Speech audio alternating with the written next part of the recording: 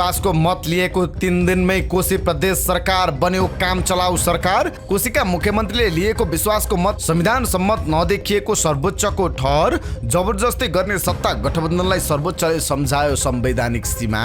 बागमती प्रदेशमा गाडी भाडा बढ्यो, कुन रुटमा कति, यो सम्बन्धी जानकारी आजको समाचारमा हेर्नुहोस्। अब 5 वर्षसम्म एसई को सर्टिफिकेटमा नाम उमेर थर सच्याउन पाउने। ललिता निवास प्रकरणमा सीआईबीको निष्कर्ष, मुख्य योजनाकार नै मिनबहादुर गुरुङ। बयानमा गुरुङले भने मैले व्यक्तिको जग्गा किनेको हुँ, 3 करोड लगानी छ। ललिता निवास जग्गा प्रकरणमा पूर्व निर्वाचन आयुक्त सुधीर कुमार शाहको भनाई, मेरो इच्छा विपरीत श्रीमतीले जग्गा किनेकी हुन्। विजय कुमार गक्सेदारको बयान, टिप्पणी प्रस्ताव पठाउने कर्मचारी पूर्ण रूपमा जिम्मेवार छन्। पूर्व मुख्य सचिव लीलामणि पौडेलको बयान, मलाई यस बारेमा गलत हुँदैछ भनेर कसैले सूचना दिएनन्। एमाले अध्यक्ष केपी शर्मा ओलीको बोली, गोली हान्न सक्छन् तर हतकडी लगाउन सक्दैनन्। गौ हत्याबारे ओलीको आग्रह, समाजलाई द्वन्द्वमा फसाउने षड्यन्त्र भइरहेको छ, यसलाई धेरै सेन्सिटिभ बनाउनु हुँदैन। सुन तस्करीमा जोडिए अध्यागमन विभागका महानिदेशक झलकराम अधिकारी। गृहमन्त्रीको भनाई, झलकरामलाई मैले फिर्ता बोलाएँ, सीआईबीले सिरियसली टेक अफ गरोस्। सांसद विकास कोषको पैसा सर्वोच्चले रोकेपछि कांग्रेस र एमालेको प्रतिक्रिया, सर्वोच्चले गरेको आदेश न्यायसङ्गत छैन। राज संस्था पुनर्स्थापनाकै एजेन्डामा फर्किए कमल थापा, भने राजतन्त्रको विरुद्धमा बोलेर गल्ती भयो। इन्जिनियरिङको शुल्क वृद्धि विरुद्ध नेवी संघका नेता आमरण अनसनमा। टिकापुर घटनाको 8 वर्ष, बालक टेकबहादुरको शालिग राख्दै रेशम दम्पतिले गरे सद्भावको आह्वान। 4 दिनपछि 16 रुपियाँ बढाएर तोकियो प्याजको होलसेल मूल्य। खुङखार डाँको हुँदै कुर लडाकु बनेका प्रिगोजिनको मृत्युसँगै अब के होला वाग्नर समूहको भविष्य, उनको मृत्यु कसरी भयो र उनको इतिहास के थियो, यो सम्बन्धी विस्तृत जानकारी आजको समाचारमा हेर्नुहोस्। जापानद्वारा परमाणु विकिरणबाट उत्पन्न दूषित जल प्रशान्त महासागरमा फाल्न सुरु।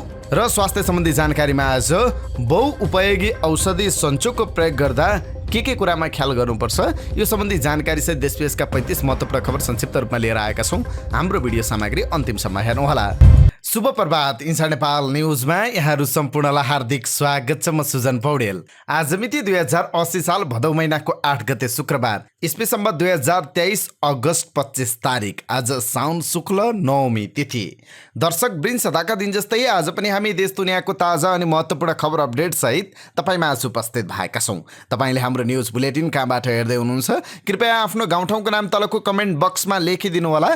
प्रस्तुत गरेको सामग्री मन परेको छ भने कृपया हाम्रो भिडियो सामग्रीमा एउटा लाइक अवश्य गरिदिनु होला। आउनुहोस् आजको समाचार सुरुवात गरौँ। 3 दिनमै कोशी प्रदेश सरकार काम चलाउ भएको सम्बन्धी प्रसङ्गबाट। सर्वोच्च अदालतले कोशी प्रदेशमा मुख्यमन्त्री उद्धव थापाले लिएको विश्वासको मत संविधान सम्मत नदेखिएको भन्दै दीर्घकालीन महत्त्वका निर्णय नगर्न विपक्षका नाममा आदेश दिएको छ। न्यायाधीश ईश्वर प्रसाद खतिवडाको एकल इजलासले बिहिबार एमाले संसदीय दलका नेता हिक्मत कार्कीले दायर गरेको रिटको पक्षमा आदेश दिएको हो। न्यायाधीश ईश्वर प्रसाद खतिवडाको एकल इजलासले बिहिबार एमाले संसदीय दलका नेता हिक्मत कार्कीले दायर गरेको रिटको पक्षमा आदेश दिएको हो। सर्वोच्च अदालतको आदेशमा प्रदेशसभामा निर्णयका लागि प्रस्तुत गरिएको जुनसुकै प्रस्ताव निर्णय गर्दा मत बराबर भएको अवस्थामा बाहेक अध्यक्षता गर्ने व्यक्तिलाई मत दिने अधिकार नहुने उल्लेख छ। अधिकार नै नभई अध्यक्षता गर्ने व्यक्तिको मत समेतमा विश्वासको मत प्राप्त भएको भनेर प्रदेशसभामा घोषणा हुनु संसदीय अभ्यास, संवैधानिक नैतिकता लगायत सर्वोच्च अदालतबाट प्रतिपादित सिद्धान्त समेतको प्रतिकूल रहेको खतिवडाको आदेशमा उल्लेख छ। साथै मुख्यमन्त्री उद्धव थापा नेतृत्वको सरकारलाई दीर्घकालीन महत्त्वका निर्णय नगराउन पनि सर्वोच्चले सचेत गराएको छ। त्यस्तै प्रदेशसभाको अध्यक्षता गर्ने व्यक्तिको मत प्रयोग गरी मुख्यमन्त्री पदमा जबरजस्ती बहुमत सिद्ध गर्न खोज्ने सत्ता गठबन्धनलाई सर्वोच्च अदालतले बिहिबार पुनः संविधान, संसदीय अभ्यास र संवैधानिक नैतिकताको सीमाबारे सम्झाएको छ। यो सँगै कोशी प्रदेशको राजनीतिक विवाद अझै लम्बिने देखिएको छ। प्रदेशसभाबाट विवादित रूपमा विश्वासको मत लिएको तेस्रो दिनमै सर्वोच्च अदालतले कोशीका मुख्यमन्त्री उद्धव थापा नेतृत्वको कांग्रेस, माओवादी केन्द्र र जसपा गठबन्धनको सरकारलाई काम चलाउको हैसियतमा फर्काएको छ।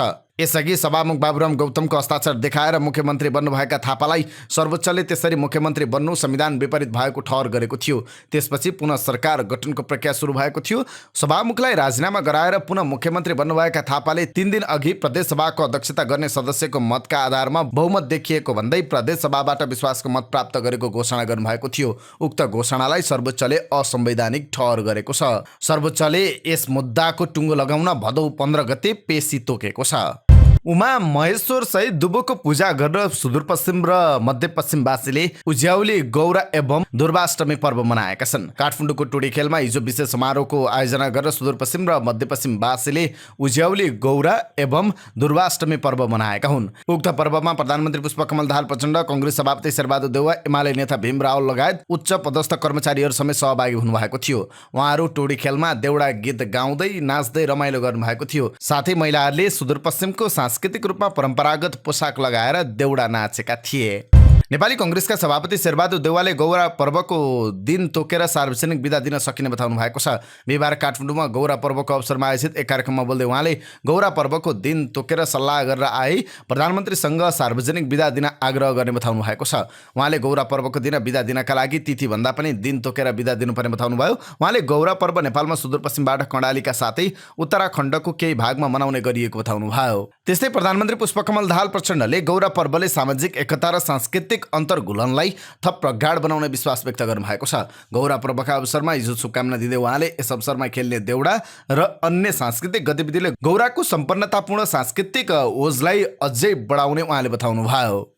बागमती प्रदेशले बिहिबारदेखि गाडी भाडा बढाएको छ। नेपाल आयल निगमले 1 साउनमा इन्धनको मूल्यमा स्वचालित प्रणाली लागू गरेपछि इन्धनको मूल्य बढेसँगै भाडा पनि बढाएको हो। यसअघि 11 साउनमा सार्वजनिक यातायातको भाडा घटेको थियो। बागमती प्रदेशको श्रम रोजगार तथा यातायात मन्त्रालयले बिहिबार निकालेको प्रदेश राजपत्र अनुसार उपत्यका बाहिर बागमती प्रदेशमा चल्ने यात्रुवाहक सवारीमा 5.31% भाडा बढेको छ। मालवाहक सवारी साधन ट्रकमा 7.77% अर्थात् 13 रुपियाँ 74 पैसा प्रति किलोमिटर प्रति टनबाट बढेर मालवाहक सवारीमा प्रति किलोमिटर प्रति टनको भाडा 14 रुपियाँ 80 पैसा पुगेको छ। त्यस्तै काठमाडौँ उपत्यकामा 5 किलोमिटरसम्म यात्रा गर्दा यात्रुवाहक सार्वजनिक सवारीमा 18 बाट 19 रुपियाँ 50 पैसा, 10 किलोमिटरसम्म यात्रा गर्दा 24 रुपियाँबाट 26 रुपियाँ, 15 किलोमिटरसम्म यात्रा गर्दा 29 रुपियाँबाट 31 रुपियाँ 41 पैसा पुगेको छ। 20 किलोमिटरसम्म यात्रा गर्दा 32 बाट 33 रुपियाँ 66 पैसा, 20 किलोमिटरभन्दा माथि 37 रुपियाँबाट 40 रुपियाँ 8 पैसा लाग्ने गरी भाडा बढेको छ। त्यस्तै इन्धनको स्वचालित मूल्य अनुसार बागमती प्रदेशमा चल्ने ट्याक्सीको भाडा पनि बढेको छ। ट्याक्सीमा चढ्ने बित्तिकै 52 रुपियाँ भाडा लाग्ने भएको छ। त्यस्तै प्रति 200 मिटर 10 रुपियाँ लाग्नेमा 34 पैसा भाडा बढेको छ। ट्याक्सीमा अब बेलुकी 9 बजेदेखि बिहान 4 बजेसम्मको भाडा दर प्रति 200 मिटर 15 रुपियाँ 52 पैसा लाग्ने भएको छ। काठमाडौँबाट सबैभन्दा लामो दूरी धुलीखेल खुरकोट मन्थली तामाकोसी हुँदै जिरीसम्मको भाडा 52 रुपियाँले बढेको छ। यसअगाडि 986 रहेको भाडा अब 1038 पुगेको छ।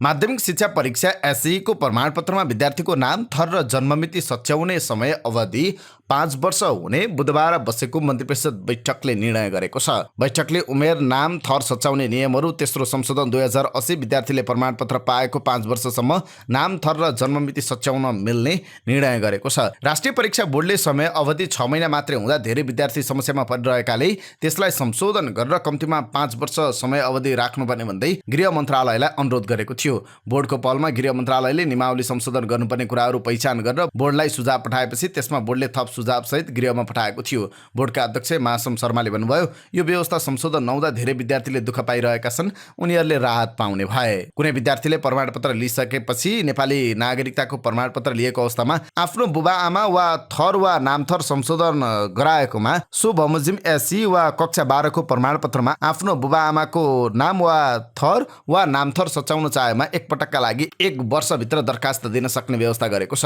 नाम, थर, उमेर सच्याउन चाहने विद्यार्थीले प्रमुख जिल्ला अधिकारी सिडिओ समक्ष निवेदन दिनुपर्ने र प्राप्त निवेदन अनुसार प्रमुख जिल्ला अधिकारीले फैसला पर्चा र सिफारिस गरेको आधारमा मात्रै बोर्डले नाम, थर र जन्ममिति सच्याउन मिल्ने व्यवस्था गरेको छ।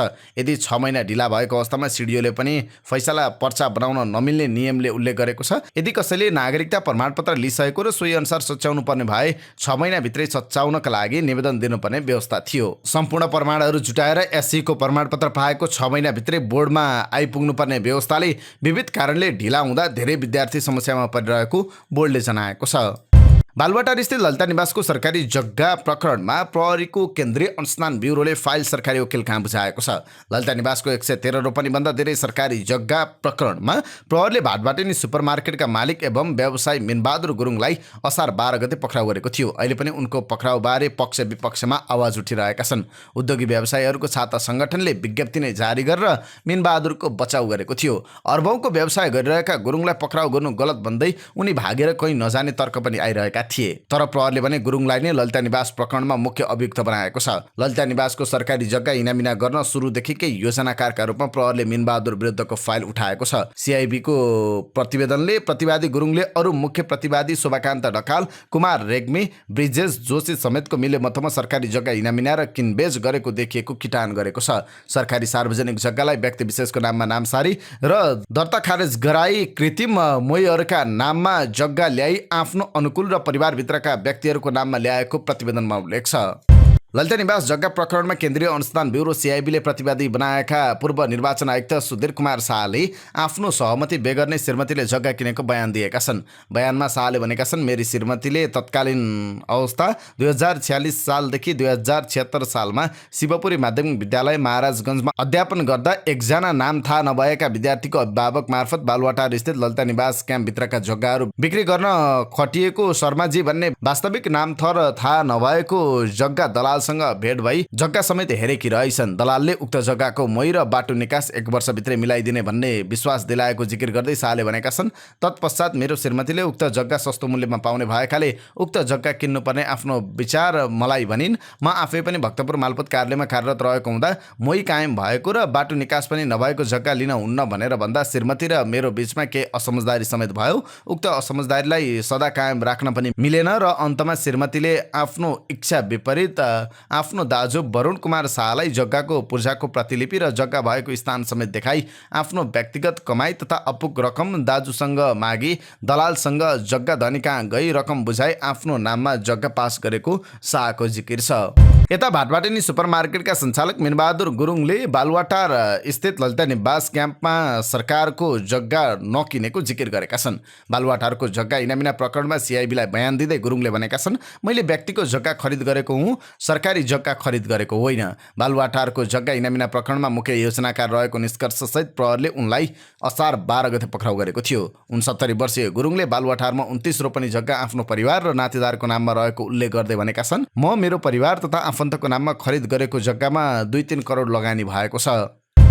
पूर्व उपप्रधान एवं भौतिक योजना तथा निर्माण मन्त्री विजय कुमार गक्सेदारले बालुवाटार स्थित ललिता निवास क्याम्पभित्रको सरकारी जग्गा इनामिनामा कर्मचारी नै दोषी रहेको बयान दिएका छन्। केन्द्रीय अनुसन्धान ब्युरोमा गक्सेदारले बयान दिँदै भनेका छन्, टिप्पणी प्रस्ताव उठाउने कर्मचारीहरू नै पूर्ण रूपमा जिम्मेवार रहन्छन्। भौतिक योजना तथा निर्माण मन्त्री हुँदा गक्सेदारले बालुवाटारमा विशिष्ट व्यक्तिहरूको निवास विस्तार गर्न र बाटो खुलाउनु पर्ने प्रस्ताव मन्त्री परिषदमा लगेका थिए। सिआइबीले उनलाई सङ्गठित कृत्य मुद्दाको प्रतिवादी कायम गरेको छ। गक्सेदार 2066 जेठ 11 देखि 2067 माघ 22 सम्म उपप्रधान एवं भौतिक योजना तथा निर्माण मन्त्री थिए। स्थानीय सरकारको रूपमा रहेका कर्मचारीहरूप्रति आफ्नो पूर्ण विश्वास रहेको भन्दै गक्सेदारले बयानमा भनेका छन्, पूर्ण विश्वास भई सचिवले पेश गरेको प्रस्तावलाई मन्त्री परिषदमा पेश गर्नका लागि सहमति मात्र प्रदान गरेको हुँ। यता पूर्व मुख्य सचिव लीलामणि पौडेलले ललिता निवास प्रकरणमा गलत हुँदैछ भनेर आफूलाई कसैले पनि सूचना नदिएको बताउनु भएको छ। उहाँले सिआइबीलाई दिएको बयानमा सरकारी सम्पत्ति अपचलन भएको वा हुने सूचना भएको भए अगाडि बढाउने बताउनु भएको छ। उहाँले दिएको बयानमा आफ्नो परिवारले भीम मल्लका परिवारले जस्तो महसुस नगरून् भन्ने प्रार्थना गरिरहेको बताउनु भएको छ। उहाँले भन्नुभएको छ, यहाँ सरकारी जग्गा अपचलन भएको विषय धेरै गहिरो अनुसन्धानबाट खुलेको हो। यस्तो विषय मुख्य सचिवमा नियुक्त भएको भोलिपल्ट कसरी थाहा हुन्छ? उसलाई कानुनी रूपमा नै थाहा पाउनै पर्ने दायित्व भएको भए त्यो मैले जिम्मेवारी लिनै पर्छ। तर त्यसो छैन। यदि यो विषयमा म अभियुक्त हुन्छु भने मन्त्री परिषदका सदस्यहरू के कारणले छानबिनको दायरामा पर्दैनन्? उनीहरू त झन् निर्णयकर्ता हुन्, उनले बयानमा प्रश्न गरेका छन्। नेकपा एमालेका अध्यक्ष केपी शर्मा ओलीले सरकारमा रहँदा आफूले कानुनी रूपमा हतकडी लगाउने ठाउँ नराखेको बताउनु भएको छ। एमाले सम्बद्ध भूपू सैनिक तथा प्रहरी संगठन भक्तपुरको कार्यक्रममा बिहिबार अध्यक्ष ओलीले केही मानिसहरू आफ्ना विरुद्ध लागेको बताउनु भयो। अस्ति एउटा पुलिसको अफिसर बोलेको देखेको थिएँ, मेरै नाम लिएर अहिले फोहोरी हावा बहेको भन्दै उहाँले भन्नुभयो, हिजो मेरो मातहतमा बसेर काम गरेको हो, उसलाई राम्ररी थाहा छ म कुनै भ्रष्टाचारमा संलग्न हुन्न, नराम्रो काम गर्दिन भन्ने देखेको छ। तर आज कसका लागि मेरा विरुद्ध बकवास गरेर हिँड्छ? त्यत्रो भ्रष्टाचार र तस्करीको काण्डहरू भएका बेला पनि एमाले गर्यो भनेर भ्रम छरिरहेको उहाँले बताउनु भयो। अब पनि केपी ओलीलाई हतकडी लाग्यो, जेल गयो भनेर प्रचार गर्न सक्ने उहाँले बताउनु भयो। हिजो मन्त्री वा प्रधानमन्त्री हुँदा आफूले कानुनी रूपमा हतकडी लगाउने कुनै पनि ठाउँ नराखी काम गरेको ओलीले बताउनु भयो। पहिले पञ्चायत कालमा जस्तै झुट्टैमा जाने हो भने बेग्लै कुरा हो, हुँदै नभएको कुरामा 10 वर्ष सजाय भनेर सुनाएको र त्यो अवधि पुरा भएपछि पनि 4 वर्ष त्यसै थुनेको भन्दै उहाँले अगाडि भन्नुभयो। तर कानुनले हत्कडी लगाउन सक्ने कुनै ठाउँ केपी ओलीले राख्दैन। आफ्ना विरोधीहरू छन्, उनीहरू कुनै पनि बेला जाय लाग्न सक्छन् भन्ने बुझेर आफू निकै सतर्क रहेको र शब्द हेरेर मात्र निर्णय गरेको उहाँको दाबी थियो। आफूलाई कसैले गोली हान्न सक्ने तर कानुनी रूपमा हत्कडी लगाउन नसक्ने भन्दै ओलीले अगाडि भन्नुभयो। म प्रधानमन्त्री हुँदा, म परराष्ट्रमन्त्री हुँदा, म गृहमन्त्री हुँदा मेरा काम कारबाहीमा एक शब्द नचिप्लियोस् भनेर मैले कानुन पल्टाई फैसला गर्ने गरेको छु, निर्णय गर्ने गरेको छु। सुनकाण्डलाई लुकाउन गिरिबन्धु टी इस्टेट केपी ओलीले खायो भनेर झुटो प्रचार गरिएको उहाँले दाबी गर्नुभयो। पहिलो पटक गरेर 70 बिघा बेचेको थियो। उहाँहरूकै सरकारले आफू आएपछि कानुन बिना बेच्न हुँदैन, कानुन बनाउनुपर्छ भनेर कानुन बनाएको भन्दै उहाँले भन्नुभयो। कानुन भएपछि भ्रष्टाचारको लेनदेन चाहिँदैन भनेर कानुन बनाइदिए अनि चाहिँ भ्रष्टाचार भयो रे। ओलीले अगाडि भन्नुभयो, यो सबै चिलायो भन्ने कुखुरा लिएर कुद्ने भन्दा बढी केही होइन। त्यस्तै हिजो नै संसद बैठकबाट निस्किने क्रममा उहाँले धरानमा गोरु काटेर खाएको विषयलाई धेरै सेन्सिटिभ बनाउन नहुने बताउनु भएको छ। संसद भवन बाहिर सञ्चारकर्मीले धरानको घटनाबारे सोधेको जिज्ञासाको जवाब दिँदै ओलीले भन्नुभयो, यसलाई धेरै सेन्सिटिभ बनाउनु हुँदैन, यो राम्रो कुरा होइन। अनेक ढङ्गले नेपाली समाजलाई भान्ने, भड्काउने, द्वन्द्वमा फसाउने षड्यन्त्र भइरहेको छ। यस्ता कुराबाट नेपाली समाज सजग हुनुपर्दछ। सांसद प्रभु शाहले गौर हत्याकाण्डको बारेमा दर्ता भएको जाहेरी माथि के भइरहेको छ भन्दै प्रश्न गर्नुभएको छ। बिहिबारको संसद बैठकमा सांसद शाहले सो हत्याकाण्डको बारेमा दर्ता भएको जाहेरी माथि के भइरहेको छ भनेर प्रश्न गर्नुभएको छ। साउन 23 गते गौर हत्याकाण्डका पीडित सङ्घर्ष समिति र सरकारबीच 5 बुँदे सम्झौता भएको बताउँदै उहाँले त्यसमा सो हत्याकाण्डको छानबिन गरी कारबाही गर्ने, मृतकलाई शहीद घोषणा गर्ने, घाइते र अपाङ्गको उपचार गर्ने लगायतका विषय रहेको बताउनुभयो। उहाँले भन्नुभयो, त्यसको केही दिनमा गठबन्धनको नाममा केही भ्रमपूर्ण कुराहरू आइरहेको छ। पीडितहरू चिन्तित छन्, आम जनताहरू सशङ्कित छन्। यो बारेमा सरकारको भनाइ के हो स्पष्ट पार्न अनुरोध गर्दछु। नेपालमा कानुनको शासन छ कि छैन, कानुन सबैलाई लाग्छ भन्ने 17 वर्ष बितिसक्दा पनि किन पीडितले न्याय पाउन सक्दैनन्, किन हत्याराहरू कानुनको दायरामा आउन सक्दैनन्। 2063 चैत 7 गते रौतहटको गौरमा 28 जनाको हत्या मात्र नभई स्वचालित हतियार प्रयोग गरेर नरसंहार गरिएको बताउँदै उहाँले मान्छेलाई लखेटी मन्दिरमा बलि चढाइएको उल्लेख गर्नुभयो। त्यो बेलाका विभत्स हत्याकाण्डका आरोपीहरू खुलेआम हिँडिरहने र पीडितहरूले न्याय नपाउने दुर्भाग्यपूर्ण अवस्था रहेको उहाँले बताउनुभयो।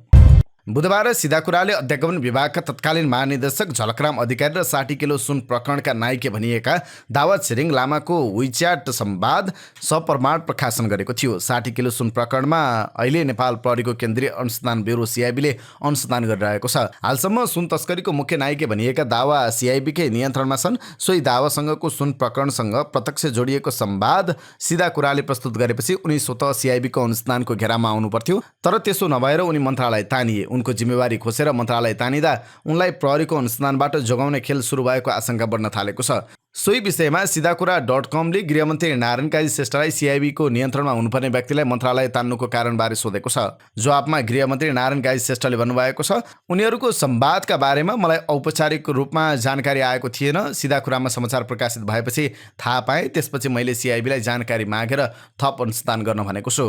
व्यक्तिगत रूपमा मैले उहाँसँग कुराकानी गर्दा भलाकुसारी गरे जस्तो हुन्छ। यो प्रकरण अब भलाकुसारी गर्ने विषय होइन।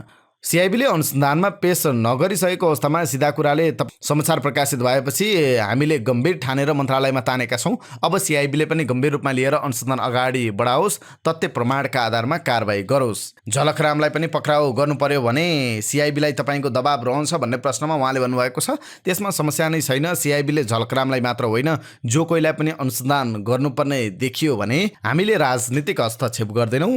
सांसद अमरेश कुमार सिंहले सरकारले धीरेन्द्र शास्त्रीलाई निमन्त्रणा गरेर धार्मिक द्वन्द्व गराउन खोजेको आरोप लगाउनु भएको छ। बिहिबार प्रतिनिधि सभा बैठकको विशेष समयमा बोल्दै सांसद सिंहले प्रधानमन्त्री र पुरै मन्त्रीमण्डललाई भारतमा गेरो वस्त्र धारण गराएपछि नेपालमा भारतीय बाबाहरूको लर्को लागेको बताउनुभयो। उहाँले भन्नुभयो, प्रधानमन्त्रीकै निम्तो हो कि होइन बुझ्नुपर्छ। म सरकारलाई सोध्न चाहन्छु, एउटा धीरेन्द्र शास्त्री आउनुभयो, उहाँले कति सभ्य भाषा बोल्नुभयो, आम जनतालाई थाहा छ। यहाँ सरकारले धार्मिक दङ्गा गराउन खोज्दैछ। सांसद सिंहले अगाडि भन्नुभयो, अर्को फेरि मुरारी बापू पनि आउँदै हुनुहुन्छ। म सरकारसँग सोध्न चाहन्छु कि भोलि बुद्धिस्ट भिक्षु आउँदाखेरि त्यस्तो सुरक्षा अगाडि पछाडि दिन मिल्छ कि मिल्दैन? भोलि मुसलमानको मौलाना आउँदाखेरि त्यति छुट हुन्छ कि हुँदैन? भोलि क्रिस्चियनको पोप आउँदाखेरि किनकि नेपालको संविधान धर्मनिरपेक्ष संविधान हो। प्रधानमन्त्रीलाई छुट छैन कि धर्मतिर लैजाने। अहिलेको सरकार देशलाई धार्मिक जातीय दङ्गातिर लगिरहेको उहाँले बताउनुभयो। उहाँले जुन देश जातीय र धार्मिक द्वन्द्वमा जान्छ त्यो देशमा वर्षौंसम्म द्वन्द्व रहने बताउँदै आज मधेस धार्मिक द्वन्द्वको चपेटामा पर्न लागेको दावी गर्नुभयो। सत्तारूढ दल नेपाली कांग्रेस र प्रतिपक्ष नेकपा एमाले संसद विकास कोषका सन्दर्भमा सर्वोच्च अदालतले दिएको आदेश शक्ति पृथकीकरणको सिद्धान्त विपरीत भएको दावी गरेका छन्। बिहिबार संघीय संसद परिसरमा सञ्चारकर्मीसँग कुराकानी गर्दै कांग्रेस र एमालेका नेताहरूले अदालत अर्काको सीमाभित्र प्रवेश गरेको आरोप लगाएका छन्। एमालेका सचेतक महेश बर्तौलाले सांसद विकास कोषको सम्बन्धमा सर्वोच्च अदालतले गरेको आदेश न्यायसङ्गत नभएको बताउनुभयो। उहाँले सो आदेशमा सर्वोच्च अदालतले शक्ति पृथकीकरणको सिद्धान्तलाई ख्याल पुर्याउन नसकेको बताउनुभयो। यस्तो आदेशले न्यायपालिकाको काम प्रक्रिया र गतिविधिमाथि नै प्रश्न उठ्ने उहाँले बताउनुभयो। त्यस्तै नेपाली कांग्रेसका प्रमुख सचेतक रमेश लेखकले सांसद विकास कोषको सम्बन्धमा सर्वोच्च अदालतले दिएको आदेश शक्ति पृथकीकरणको सिद्धान्त विपरीत भएको बताउनुभयो। उहाँले कार्यपालिका, व्यवस्थापिका र न्यायपालिका आफ्नो सीमाभित्र बसेर काम गर्नुपर्ने बताउनुभयो। राष्ट्रिय प्रजातन्त्र पार्टी नेपालका अध्यक्ष कमल थापाले पार्टीको अबको मुख्य एजेन्डा राजसंस्थाको पुनर्स्थापना भएको बताउनु भएको छ। काठमाडौँमा बिहिबार सुरु भएको पार्टीको केन्द्रीय कार्यसमितिको बैठकलाई सम्बोधन गर्दै उहाँले यस्तो बताउनु भएको हो। उहाँले राजसंस्था पुनर्स्थापनाको एजेन्डा पार्टीले महत्त्वपूर्ण एजेन्डाको रूपमा अगाडि बढाउने बताउनु भयो। थापाले विगतमा पार्टीको एजेन्डा राजसंस्था नरहे पनि देशको वर्तमान अवस्था र पार्टीका सहयोगी र शुभचिन्तक र आम कार्यकर्ताको भावनालाई समेट्दै राजसंस्था सहितको प्रजातन्त्र राप्रपा नेपालको मुख्य एजेन्डा हुने उल्लेख गर्नुभयो। उहाँले संघीय गणतन्त्रको नाउँमा हाल कायम भएको भ्रष्ट व्यवस्था अन्त्य भएपछि कायम गर्ने राज्य व्यवस्थाको मूलभूत व्यवस्था, जनतामा निहित सार्वभौम सत्ता, राजसंस्था सहितको प्रजातन्त्र, सनातन हिन्दू राष्ट्र, जनताद्वारा प्रत्यक्ष निर्वाचित कार्यकारी अधिकार युक्त प्रधानमन्त्री, संयुक्त स्थानीय स्वायत्त शासन प्रणाली, समावेशी र समानुपातिक मान्यता, उदार आर्थिक व्यवस्था र सुशासन हुने बताउनुभयो।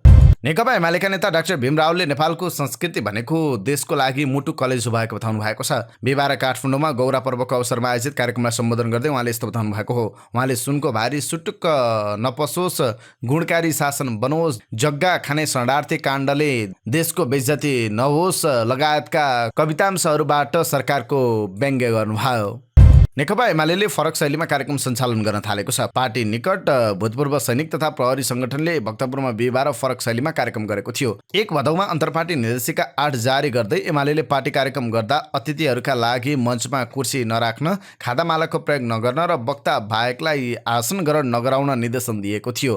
त्यही निर्देशनअनुसार बिहिबार आसन ग्रहण, अतिथि बसाई र मञ्च व्यवस्थापन गरिएको भूतपूर्व सैनिक तथा प्रहरी संगठनका इन्चार्ज यज्ञराज सुनुवारले बताउनुभयो। पार्टीको निर्देशन हाम्रो कार्यक्रमबाट सुरु भएको छ। अब अरू कार्यक्रममा पनि दिक्क लाग्ने गरी अतिथि आसन ग्रहण, खादामालकको प्रयोग हुँदैन उहाँले भन्नुभयो।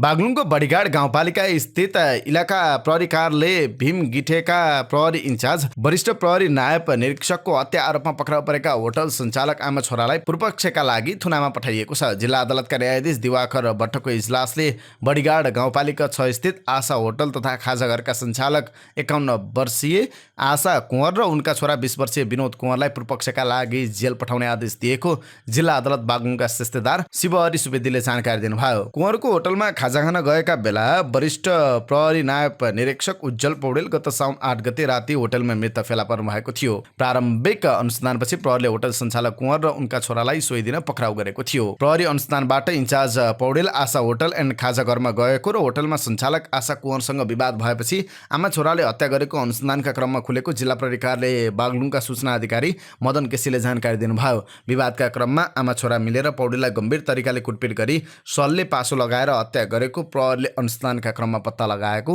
उहाँले बताउनुभयो। त्रिभुवन विश्वविद्यालय इन्जिनियरिङ अध्ययन संस्थानले स्नातक इन्जिनियरिङ बीको शिक्षण शुल्क बढाएको विरोधमा नेविसङ्घका नेता आमरण अनसनमा बसेका छन्। पुल्चोक क्याम्पसमा 2 दिनदेखि इकाइ सभापति सुलभ छापागाईले आमरण अनसन बसिरहेका छन्। बीको शिक्षण शुल्क 3,18,000बाट बढाएर 7,77,000 पुर्याइएको छ।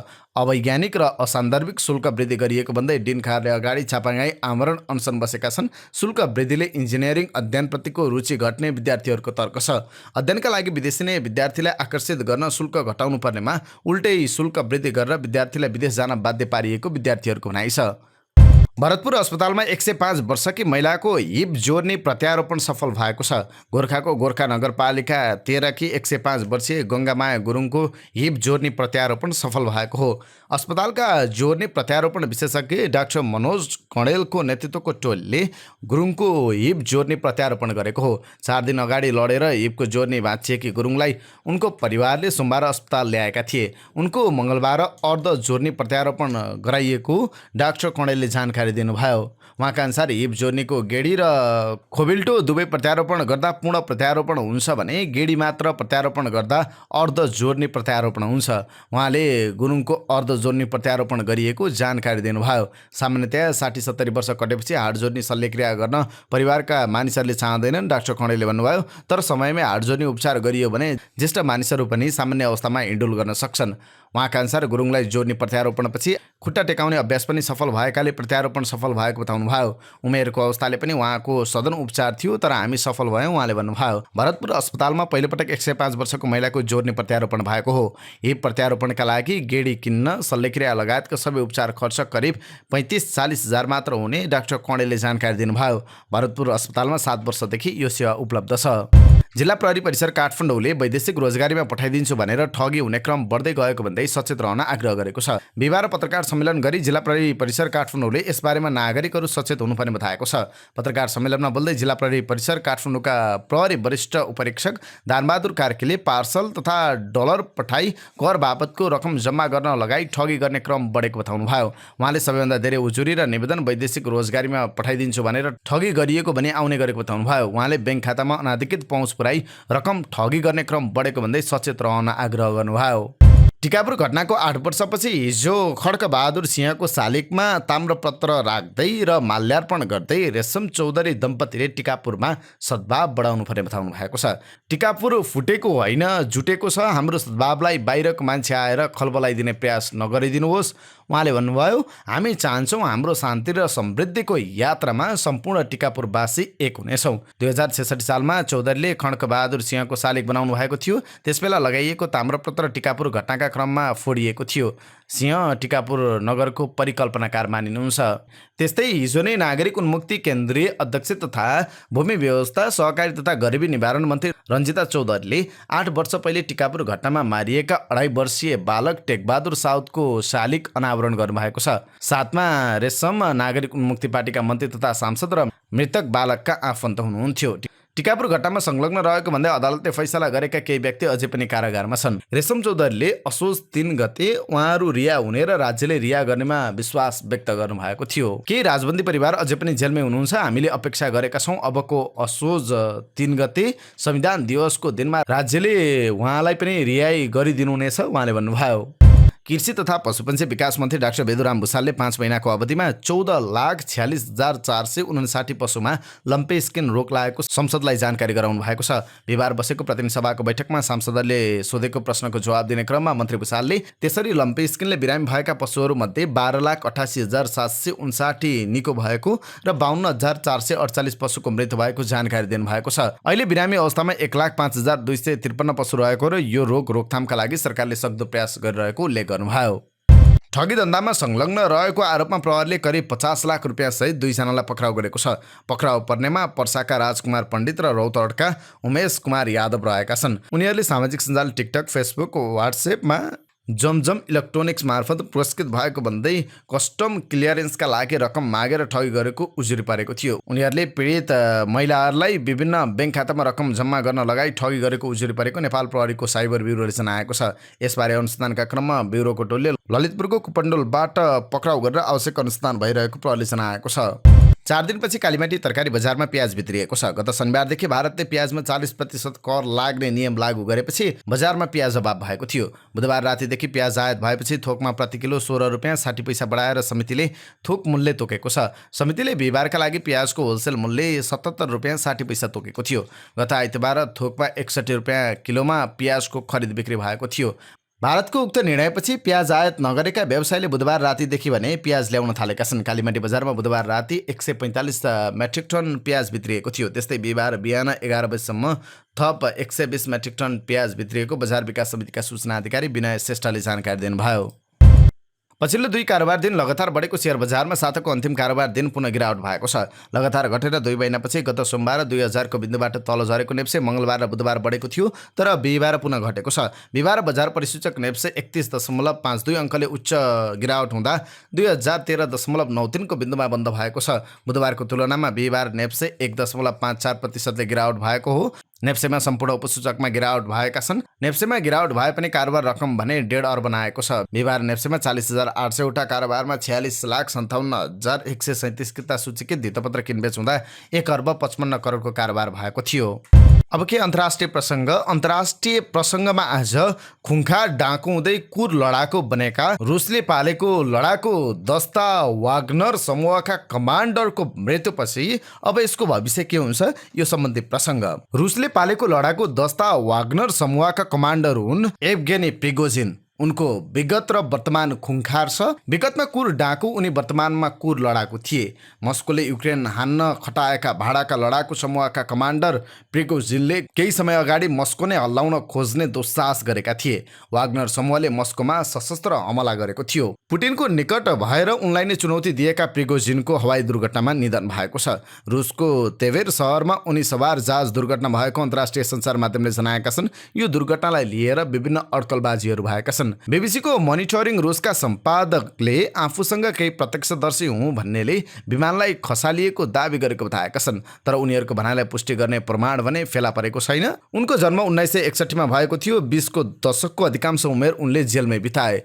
कुर डकैतीका कारण उनी पटक पटक जेल परेका थिए। सोभियत युनियनको अन्त्यको अवधितिर फास्ट फुड रेस्टुरेन्ट खोले। बिस्तारै उनले चेन सुपरमार्केट र रेस्टुरेन्ट चलाए। व्यापारी भएपछि उनले प्रभावशाली व्यक्तिसँग साँठगाँठ बनाए। त्यसमध्ये एक थिए पुटिन।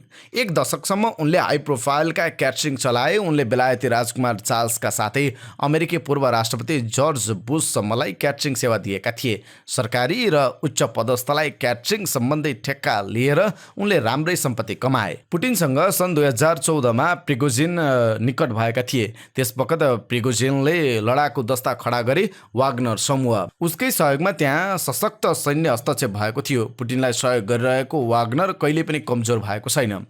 वाग्नरले रुसका लागि अफ्रिका, मध्यपूर्वपछि युक्रेनमा लडेको छ। सिरियामा बसर अल असदको सत्ता जोगाउनका लागि वाग्नर नै लडेको थियो। वाग्नरले कुनै पनि युद्ध कानुन मान्दैन। उनीहरू धेरै नै आक्रामक र हिंसक ढङ्गबाट लड्दै विपक्षीलाई हायल कायल पार्छन्। आफ्नो लक्ष्य पूरा गर्नका लागि आफ्नो समूहका सदस्य गुमाउन पनि उनीहरू पछि हट्दैनन्। वाग्नर असाध्यै खुङ्खार र सिपले पुख्त लडाकुमा गणना हुन्छ। बकमुट आक्रमणका लागि पठाएको हुनाले वाग्नरसँग असाध्य अत्याधुनिक हतियार र बख्तरबन्द सवारी साधन छन्। वाग्नरको लडाकु सदस्यप्रति प्रिगोजिन निकै संवेदनशील थिए। युक्रेनको लडाईँमा अग्रपङ्क्तिमा रहेको वाग्नरलाई रुसको रक्षा मन्त्रालयले पर्याप्त हतियार उपलब्ध नगराउँदा आफ्ना धेरै सदस्य मारिएको भन्दै त्यसको मूल्य रुसले चुकाउनु पर्ने उनले चेतावनी दिएका थिए। मस्को लक्षित आक्रमणको दौरान रक्षा मन्त्रीलाई ललकार्दै प्रिगोजिनले भनेका थिए, मेरा लडाकु तिमीहरूले हतियार नदिएको कारण मरे। रुसको लागि म निकै लडे। अब मेरो लडाकुको अधिकार निम्ति लड्दैछु। लडाईँ मैदानको अग्रभूमिमा खटाएर हतियार नदिने रक्षा मन्त्रीको हत्या बाहेक वाग्नर समूहको अर्को उद्देश्य छैन। वाग्नर समूहको आक्रमण 24 घण्टामै साम्य भएको थियो। बेलारुसका राष्ट्रपति अलेक्जेन्डर लुकासेन्कोको मध्यस्थतामा प्रिगोजिन र पुटिन बीच वार्ता समेत भएको थियो। केही समय निर्वाचनपछि प्रिगोजिन मध्य अफ्रिकातिर पुगेका थिए। गत साता त्यहाँबाट भिडियो सार्वजनिक गर्दै उनले रुसलाई बलियो बनाउनका लागि अझै लड्ने बताएका थिए। हामी 50 डिग्री सेल्सियस भन्दा बढीको तापक्रममा काम गरिरहेका छौँ। हामीलाई विश्वास छ यो कर्मले रुसलाई यस महाद्वीपमा अझै बलियो बनाउनेछ भने अफ्रिकालाई इस्लामिक लडाकुको प्रभावबाट मुक्त गराउँदै थप स्वतन्त्र बनाउनेछ। अब उनको मृत्युपछि यो समूह के होला त? यस हवाई दुर्घटनालाई विभिन्न कोणबाट विश्लेषण गरिएको छ। कतिपयले रुसले नै उक्त विमान खसालेको बताएका छन्। अमेरिकी जासुसी संयन्त्र CIA का प्रमुखले प्रिगोजिनले पुटिनसँग बदला लिन खोजे। अहिले परिस्थिति साम्य पारेर अहिले पुटिनले उनीसँग बदला लिए। यो उनको विश्लेषण हो। यो घटनाको पछाडि पुटिनका हात रहेको उनको जिकिर छ। वाग्नर समूहले मस्को लक्षित आक्रमण गरेसँगै त्यस लडाकु दस्तालाई युक्रेनमा कमै जिम्मेवारी दिएको थियो। युक्रेनपछि वाग्नर समूह अफ्रिकाको मिसनमा केन्द्रित थियो। दुर्घटनामा वाग्नरका कमान्ड प्रिगोजिन मात्रै नभएर सिरियामा वाग्नरबाट लडेका प्रभावशाली लडाकु दिमित्री उम्किन पनि रहेका थिए। उनकै उक्सावटमा प्रिगोजिनले मस्को लक्षित आक्रमण थालेको बताइन्छ। वाग्नर समूहले आफ्नो लडाकु दस्ताबाट 31 तिहाई संख्या कटौती गरेको थियो। उनको मृत्युपछि त्यस समूहलाई अरूले हाँक्नै नसक्ने टिप्पणी भइरहेको छ। पूर्व हवाई मार्शल तथा सैन्य विश्लेषकले प्रिगोजिनको मृत्यु र वाग्नरको भविष्यबारे टिप्पणी गर्दै भनेका छन्, प्रिगोजिनको उपस्थिति बिना वाग्नर समूह केही पनि होइन। प्रिगोजिन बिना वाग्नर दारा र नङ्ग्रा भाँचिएको बाघ चाहिँ हुनेछ। अब त्यस लडाकु दस्ताको पतन हुनेछ, उनको टिप्पणी छ।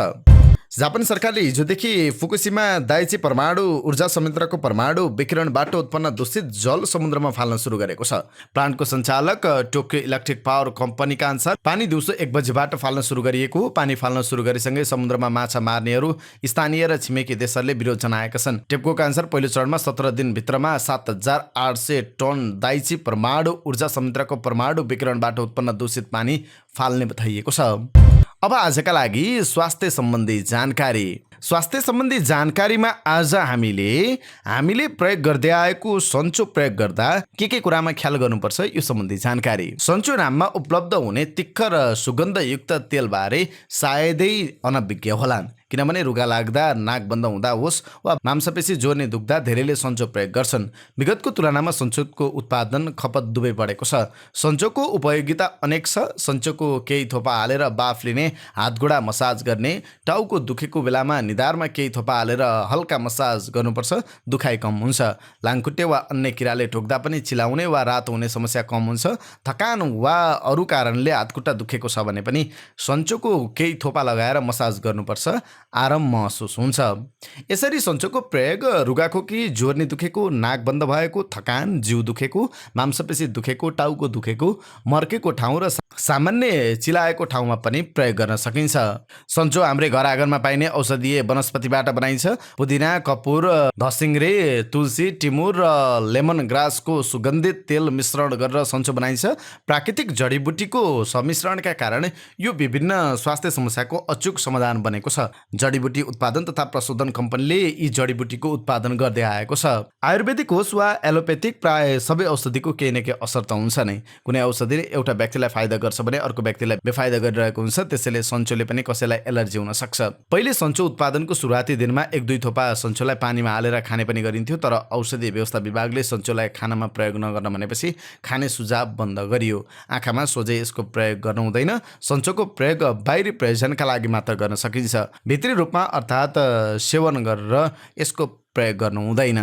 नेपालमै बनेको यो औषधि लामो समयदेखि नेपालीहरूको जीवनशैलीसँग जोडिएको छ। धेरै औषधिहरू, विदेशी औषधिहरू आए, तर यसको विकल्प धेरै नेपालीले पाउन सकेका छैनन्। यो औषधिसँग धेरै मानिसहरूको घनिष्ठ सम्बन्ध पनि जोडिएको छ। यिनै समाचार सामग्री सहित हामी समाचारको अन्त्यमा आइपुगेका छौँ।